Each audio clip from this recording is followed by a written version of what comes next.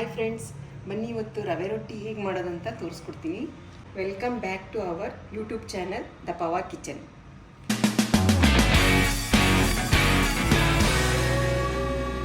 ಇದಕ್ಕೆ ಬೇಕಾಗಿರೋ ಸಾಮಗ್ರಿಗಳು: ಉಪ್ಪು, ಹಸಿಮೆಣಸಿನ್ಕಾಯಿ, ಕೊತ್ತಂಬರಿ, ಸಣ್ಣದಾಗಿ ಹೆಚ್ಚಿಕೊಂಡಿರೋದು ಟೊಮೆಟೊ, ಸಣ್ಣದಾಗಿ ಹೆಚ್ಚಿಕೊಂಡಿರೋ ಕ್ಯಾರೆಟು, ಈರುಳ್ಳಿ, ಹುರುಳಿಕಾಯಿ ತೊಗೊಂಡಿದ್ದೀನಿ, ಆಮೇಲೆ ಕ್ಯಾಪ್ಸಿಕಮ್. ಇವಾಗ ಚಿರೋಟಿ ರವೆ ನಾನು 2 ಪಾವಷ್ಟು ತೊಗೊಂಡಿದ್ದೀನಿ. ಇದಕ್ಕೆ ಇಂಗ್ರೀಡಿಯೆಂಟ್ಸ್ ಎಲ್ಲ ಹಾಕ್ಕೊಳ್ಳೋಣ. ಮೊದಲಾಗಿ ಕೊತ್ತಂಬರಿ, ಹಸಿಮೆಣಸಿನ್ಕಾಯಿ,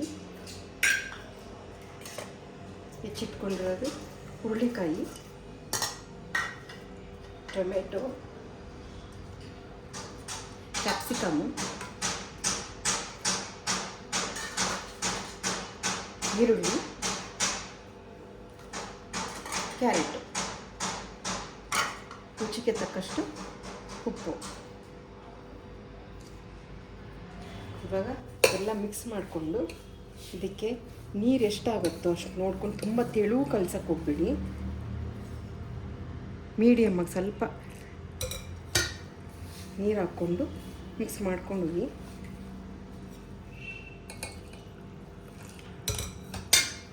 ಈ ದೋಸೆ ಹಿಟ್ಟು ಗಟ್ಟಿಯಾಗಿ ನಾವು ರುಬ್ತೀವಲ್ಲ, ಆ ಥರ ಸ್ವಲ್ಪ ಬಂದರೆ ಸಾಕು. ಇದಕ್ಕೆ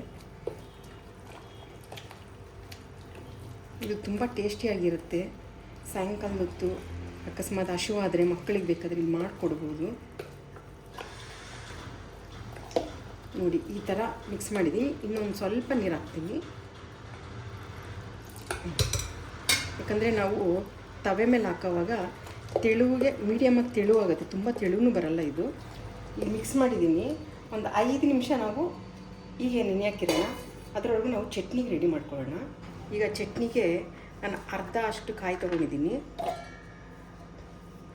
ಇದು ಈರುಳ್ಳಿ ಚಟ್ನಿ. ಈರುಳ್ಳಿ 1 ಹಾಕಿದ್ರೆ ಸಾಕು. ಕಾಯಿ,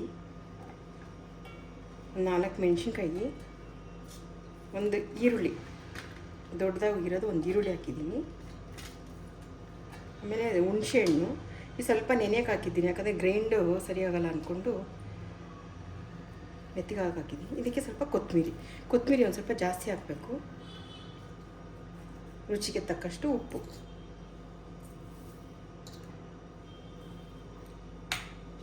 ಈಗ ಇದನ್ನು ಗ್ರೈಂಡ್ ಮಾಡ್ತಾಯಿದ್ದೀನಿ. ಚಟ್ನಿ ರೆಡಿಯಾಗಿದೆ. ಸ್ವಲ್ಪ ನೈಸಾಗಿ ರುಬ್ಕೊಬೇಕು. ಈ ಥರ ತರಿಯಾಗಿ ರುಬ್ಕೊಂಡ್ರೆ ನಿಮಗೆ ನೈಸ್ ಬೇಕಂದರೆ ನೈಸ್ ಮಾಡ್ಕೊಬೋದು, ಇಲ್ಲ ಸ್ವಲ್ಪ ಗಟ್ಟಿಯಾಗಬೇಕಾದ್ರೆ ನೋಡಿ ಚಟ್ನಿ ರೆಡಿಯಾಗಿದೆ. ಅದಕ್ಕೇನು ಒಗ್ಗರಣೆ ಕೊಡಬೇಕು ಅಂತ ಏನಿಲ್ಲ, ಹೀಗೆ ತಿಂದರೆ ಚೆನ್ನಾಗಿರುತ್ತೆ. ಇವಾಗ ನೋಡಿ, ಈಗ ಒಂದು 5 ನಿಮಿಷ ಬಿಟ್ಟಿದ ಮೇಲೆ ಸ್ವಲ್ಪ ಹೊಂದ್ಕೊಂಡಿದೆ ಇದು. ಈಗ ನಾವು ರೊಟ್ಟಿ ಮಾಡ್ತಾಯಿದ್ದೀನಿ. ಈಗ ಅಷ್ಟು ಎಣ್ಣೆ ಹಾಕಬೇಕು ಅಂತ ಏನಿಲ್ಲ, ನೀವು ಬೇಕಾದ್ರೆ ಕೈಯಿಂದ ತಟ್ಬೋದು. ಸ್ವಲ್ಪ ಕೈ ಒದ್ದೆ ಮಾಡಿಕೊಂಡು ಮೀಡಿಯಮಾಗಿ ತೆಳುವಾಗಿ ಒತ್ಕೊಳ್ಬೋದು. ಇದು ತುಂಬ ದಪ್ಪ ಇದ್ರೆ ತಿನ್ನೋಕ್ಕಾಗಲ್ಲ. ಇದು ತೆಳುವಾಗಿದ್ದರೆ ತುಂಬ ಸ್ವಲ್ಪ ಚೆನ್ನಾಗಿರುತ್ತೆ. ಇದ್ರ ಮೇಲೆ ಸ್ವಲ್ಪ ಎಣ್ಣೆ ಜಾಸ್ತಿ ಹಿಡಿಯುತ್ತೆ ಇದಕ್ಕೆ, ಯಾಕಂದರೆ ರವೆ ಅಲ್ವಾ, ಸ್ವಲ್ಪ ಎಣ್ಣೆ ಇದ್ದರೆ ಚೆನ್ನಾಗಿರುತ್ತೆ ಇದಕ್ಕೆ.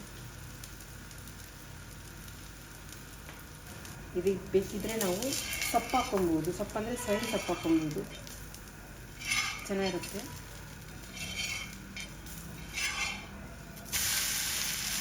ನೋಡಿ, ಕ್ರಿಸ್ಪಿ ಇರಲ್ಲ, ಇದು ಸಾಫ್ಟಾಗಿರುತ್ತೆ, ತಿನ್ನೋಕ್ಕೆ ತುಂಬ ಚೆನ್ನಾಗಿರುತ್ತೆ. ಇದು ಲೈಟಾಗಿ ಬ್ರೌನಿಷ್ ಆದರೆ ಸಾಕು. ತುಂಬ ರೋಸ್ಟ್ ಬೇಕಿರೋರು ರೋಸ್ಟಾಗಿ ತಿನ್ಬೋದು. ನೋಡಿ, ಈ ಥರ ಬಂದರೆ ಸಾಕು. ರೆಡಿ ಆಯ್ತು. ಇವಾಗ